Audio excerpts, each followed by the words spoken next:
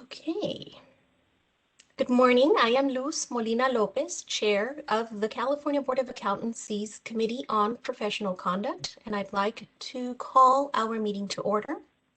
I would like to note that CBA members may view any committee meeting they do not sit on as an observer and will remain as an attendee until their scheduled committee meeting, at which time they will be moved to the participants panel.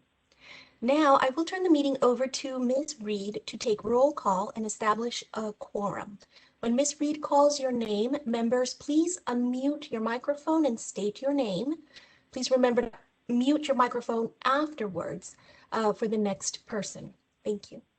Ms. Reed, can you please begin? George Familet. George Familet, present. Dan Jacobson. Here. Sochi Leon. Sochi Leon here. Luz Molina Lopez. Luz Molina Lopez, here. Dee Dee Owens. Here. Michael Savoy. Present. And Mark Silverman. Present. Okay, we have a quorum. Thank you. I would like to thank CBA staff and the Solid team for their assistance in facilitating this virtual meeting. The CBA's mission is to protect consumers by ensuring only qualified licensees practice public accountancy in accordance with established professional standards. This mission is derived from the statutory requirement that protection of the public shall be the highest priority for the California Board of Accountancy in exercising its licensing, regulatory, and disciplinary functions. Whenever the protection of the public is inconsistent with other interests sought to be promoted, the protection of the public shall be paramount. Before we convene, please be advised that this meeting is conducted consistent with the provisions of Governor Gavin Newsom's Executive Order N2920.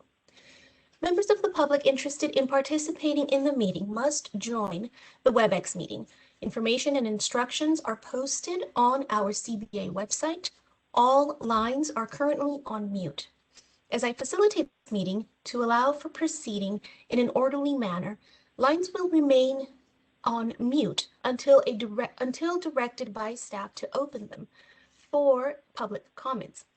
I will announce when we are accepting public comments on the various issues, and staff will open the lines as appropriate.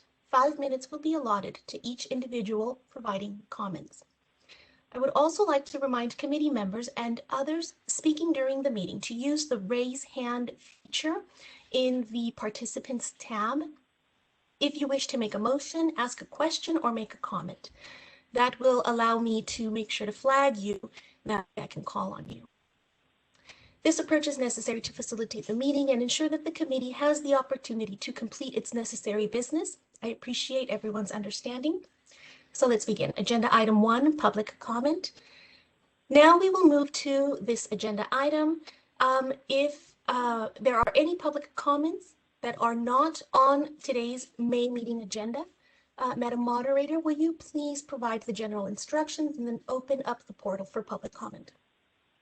Thank you. This is the moderator. Members of the public, if you would like to participate, click on the Q&A icon located at the bottom right corner of your WebEx screen and type, "I would like to make a comment," and send it to all panelists. The instructions are on the screen for your reference and will be on the screen each time public comment is requested.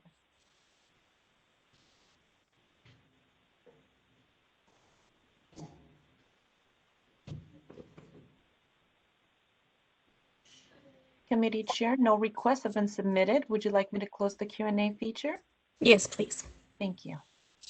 Agenda item 2 is approval of the minutes of the January 16, 2020 Committee on Professional Conduct meeting. If a member would like to make a motion to approve the minutes of the January 16, 2020 CPC meeting, please do so by using the hand raise feature and wait to be called upon. Oh, I need to. Okay, Mr. Michael Savoy. Move to approve. Thank you. May I have a second? Second. I'm sorry, who was that? Mark Silverman. Thank you, Mr. Silverman. Thank you. So we do have a first and a second. Are there any additional comments or discussion from CPC members? If so, please raise your hand on the participants tab and I will call on you. I don't see any hands raised. Shall we proceed with, are there any members of the public who would like to make a public comment on this item? Members of the public, the Q&A is open. You can click on the Q&A icon at the bottom right corner of your WebEx screen and type, "I would like to make a comment," and send it to all panelists.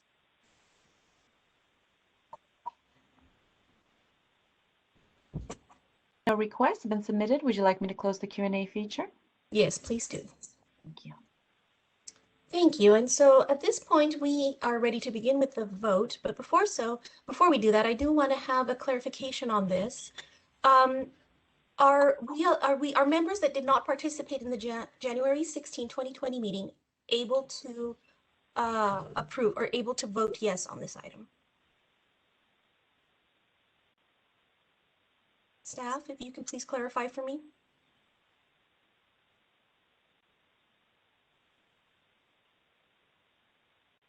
Ms. Patty Bowers, I'm sorry, I saw your hand raised. Generally, members who were not at the meeting would abstain from the minutes. Thank you for that clarification. Okay, let's go ahead and proceed to the vote unless there are any other questions. I don't see any more hands raised. Miss Rebecca Reed, can you please proceed? George Familet, Yes.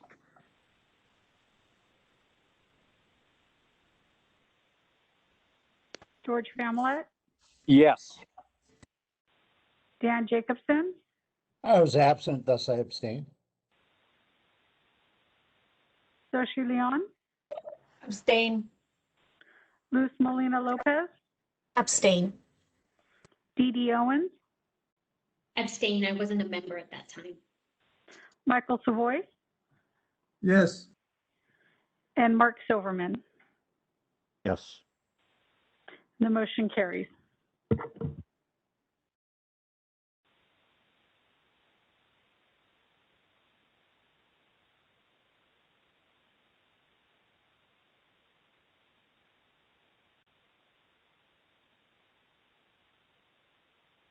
Can you hear me now? Okay. Approval of the minutes. Thank you. Okay, so now we move on to agenda item 3.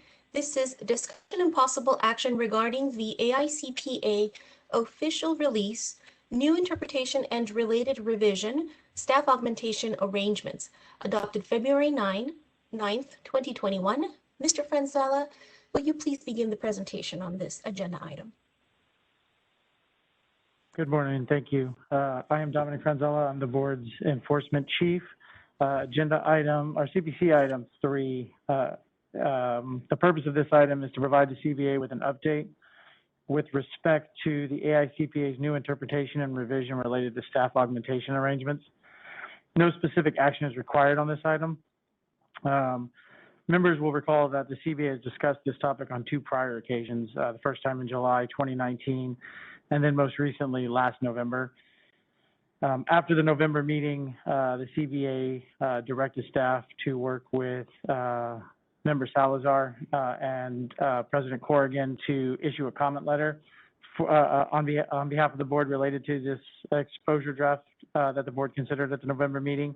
And in the comment letter, the CBA issued to the AICPA regarding that exposure draft, the CBA stated, independence is a cornerstone of the CPA profession. The CBA realizes that that revised and reissued proposal included in the exposure draft seeks to provide enhanced guardrails for evaluating and mitigating independence.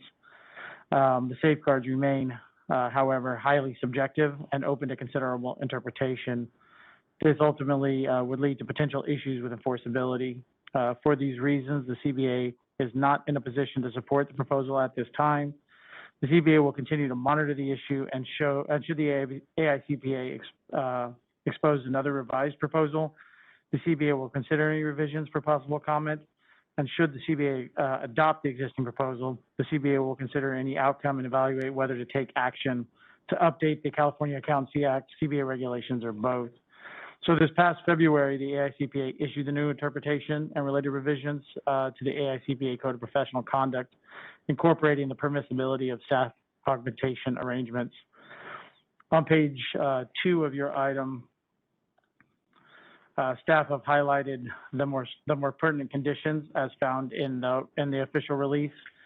The impact to California as it pertains to continued regulation now that the AICPA has adopted the proposed changes would be that the new interpretation to independence related to staff augmentation would be allowable. As previously noted during staff's evaluations, the safeguards again remain highly subjective and could prove difficult to enforce. Given the CBA's prior position of not supporting the proposal, staff will begin work with legal counsel on exploring changes to the statutes, the regulations, or both. And staff will bring back for CBA consideration any potential amendments or suggestions at a future meeting. Should changes occur via the rulemaking process, I just would like to note that this could take up to about 24 months to get any modifications to become effective. So at this time, I'd like to turn discussion back over to the chair, and I will do my best to answer any questions members may have.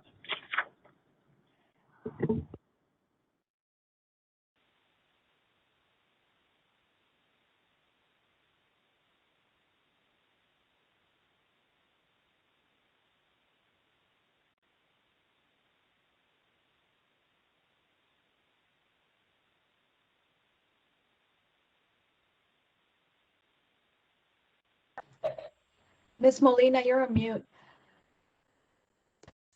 So sorry about that. I was opening it up for anybody on this committee, any committee members, to raise their hand using the participants tab if there are any questions or any comments on this item. I did have a comment on here for Mr. Franzella. My question was, did we receive a response from AICPA to our November 2020 letter? No, we've received no response. Okay. And I don't see any hands raised from our committee members. Are there any comments from the public regarding this item? This is the moderator. I've opened up the Q&A at the request of the committee, members of the public. If you would like to participate, click on the Q&A icon located at the bottom right corner of your WebEx screen and type, "I would like to make a comment," and send it to all panelists.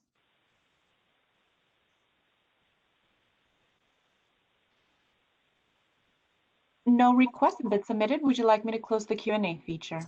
Yes, please do. Thank you. Thank you very much. We can move on now to agenda item 4. This is discussion and possible action regarding the fees associated with online payments. Ms. Deanne Pierce, will you please begin your presentation on this agenda item? Thank you so much. The purpose of this agenda item is to provide the California Board of Accountancy, or CBA, with information on the fees the CBA is paying associated with online credit card transactions.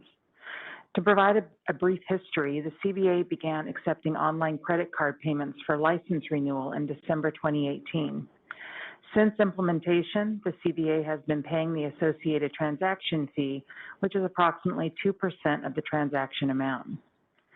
The decision to pay the associated transaction fee was based on guidance and past experience shared by the Department of Consumer Affairs that boards would likely have a higher usage rate if they paid the associated fees. Since implementation, the CBA has discussed this topic twice. The first occurred at the May 2019 meeting during a budget presentation regarding future costs associated with increased license renewal fees and expanding the online credit card payment option. At the conclusion of the meeting, it was requested to discuss this topic at a future meeting following the statutory change to the license renewal fee. The second discussion occurred at the September 2019 meeting. At the conclusion of that discussion, the CBA requested to discuss this topic again at a future meeting when credit card acceptance was to be expanded beyond license renewal payments. As of April 20 last month, the CBA has officially expanded the acceptance of online credit card payments to include CPA application and initial license fees. This coincided with the launch of the online CPA application. With this expansion, the CBA's costs associated with credit card transaction fees are projected to increase, and the additional cost, just based on usage, could range between $17,000 and $35,000. The CBA did receive a budget augmentation for $217,000 in fiscal year 1920 to address the costs associated with credit card acceptance. The budget augmentation amount is presently sufficient to address the current license renewal usage and costs associated with the online CPA application. The CBA is presently undergoing a fee analysis. Results of the fee analysis are anticipated to be provided in fall of 2021, and the outcome and subsequent regulatory or statutory fee changes could impact the CBA's costs associated with each credit card transaction amount. Staff do not have a recommendation on this agenda item, and the CBA can deliberate regarding whether they wish to continue paying the credit card transaction fee or if it should be passed to the individual user. Alternatively, if the CBA would like to discuss this topic in the future, following the fee analysis and any subsequent fee changes, staff can prepare additional information at that time. I will turn it over to the chair, and I'm happy to answer any questions members may have. Thank you very much, Ms. Pierce. Members, does anybody have a question? If so, please raise your hand under the participants tab. Ms. Xochitl Leon. Thank you. Just a clarifying question. What's the best practice from other boards in terms of this fee? Do they pass it through to the consumer or do they subsidize it?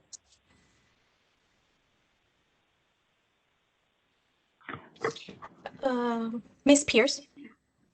Thank you. It's really a mix.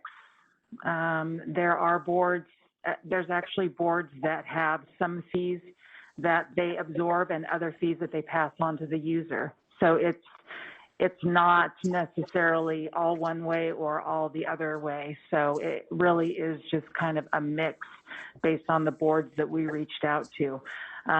For example, I know Cannabis Control, they have a very large application fee, and so the user fee, the credit card transaction fee associated with that is passed on to the user itself. But then there are other boards that have multiple fees, and some they absorb and some they don't. So it just really is kind of a mix. Thank you. Mr. Dan Jacobson, do you have a question? I do. Has there been any discussion with the controller's office or the treasurer's office as to whether we can get some augmentation based on getting the money early and thus putting it into investments early?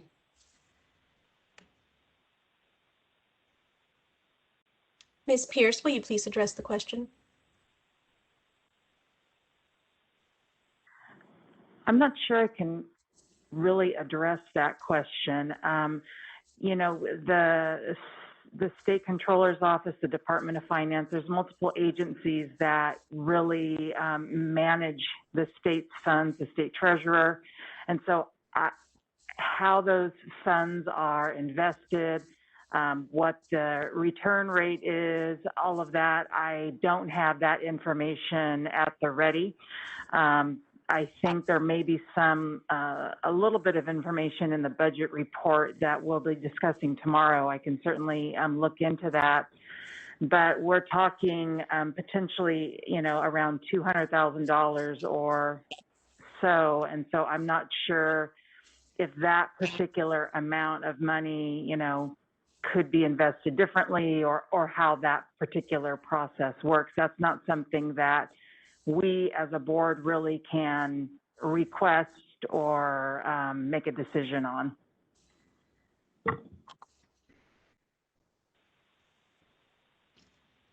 Mr. Jacobson, did you have anything further? I do. One, I would suggest simply asking her, the controller, if that's possible.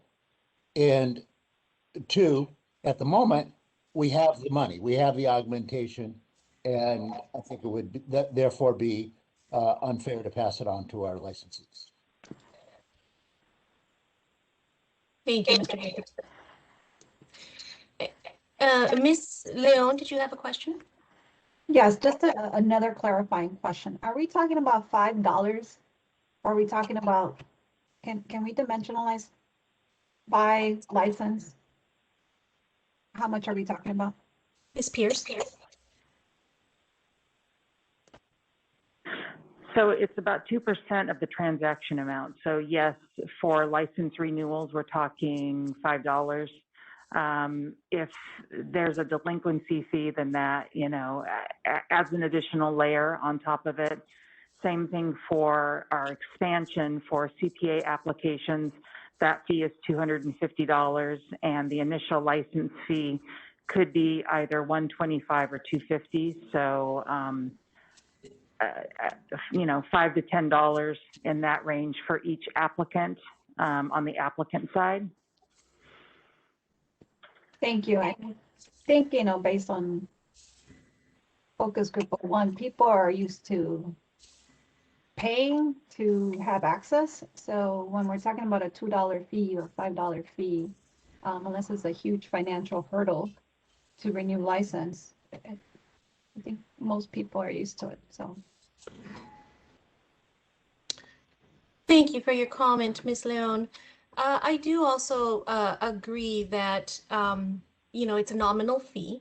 It is sometimes annoying to have to pay extra fees on top of other things that you're paying for. So I do understand the concerns on both sides. I had a question for Ms. Pierce. I'm looking at the report on page 2 of 4. There's a chart near the bottom of the page. It's information that demonstrates the increase in costs realized by the CBA since the implementation of online license renewal payments. The third column, contract total, what does that refer to? How does that relate to the invoice totals, which is the last column? Ms. Pierce? Thank you. So the contract, we have to establish a contract with the credit card processor. And so that amount is what we have encumbered or written the contract for. And then the invoice totals, that's how much we've been invoiced for each of the different time frames. So for example, in fiscal year 2018-19, we did some projections based on DCA information on what our potential, what the usage rate may be. And we wrote a contract to cover whatever that projection was, which was $47,000. During that time frame, which I believe was 7 months of usage, the actual amount of usage, how much we were invoiced for those fees, was only $9,700. So at the end of the fiscal year, any unused funds would be liquidated, so the amount would go back into our accountancy fund. I see. And if I can ask a follow-up question, what happens if we exceed the contract total? So typically what will happen is if we need additional money added into the contract, then we would amend the contract and increase the amount to make sure that we have sufficient funds to cover future invoicing amounts. There's a statewide contract, not just with not in DCA, but statewide, with the Elevon and American Express credit card transaction companies.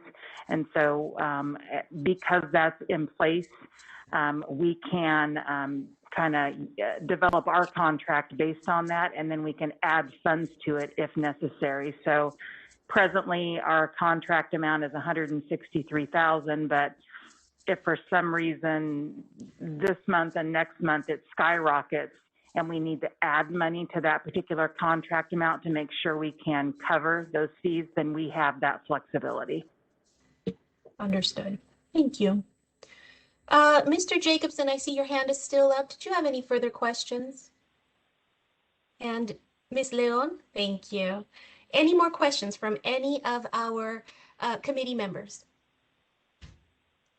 I don't see any hands raised. Madam Moderator, can we open it up for public comment?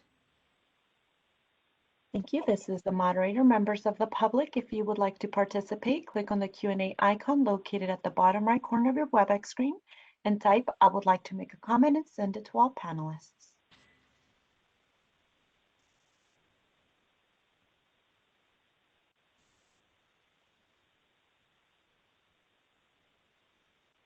Committee Chair, no requests have been submitted. Would you like me to close the Q&A feature? Yes, please do. Thank you. Ms. Pierce, did you have a comment? Thank you, Madam Chair. Just wanted to clarify. So at this point, and if I'm beating you to the punch here, please let me know. But just to clarify, so at this point, do we want to keep the current existing process of covering the transaction fees and then perhaps bring it back at a future meeting for discussion after the fee analysis, perhaps, just based on any potential fee changes? Thank you, Ms. Pierce. I do understand that there is a report that we're expecting to receive fall of 2021 regarding fees and what has transpired since then. I would be interested in that information before making any such decision. Let me ask our committee members. Mr. Jacobson, did you have a comment on this regard? Well, I simply move that we follow Ms. Pierce's suggestion. Okay, Ms. Pierce, can you clarify your suggestion? I think you were asking. Absolutely, and I'm not sure we need a motion to necessarily do that. I just wanted to clarify that the direction of the committee or the recommendation to the board would be to not take any action to change the current process of the board covering the fees, and then perhaps revisit this at a particular time in the future. That's fine. Thank you, Mr. Jacobson. And I'd be happy to withdraw my motion if the committee simply wants to go that way. Thank you, Mr. Jacobson. Any further comments on this? I do agree with that recommendation by Ms. Pierce, and I do look forward to further information on the fee analysis. Seeing no further comments or no further hands raised, we can move on to agenda item 5. This is agenda items for the next meeting.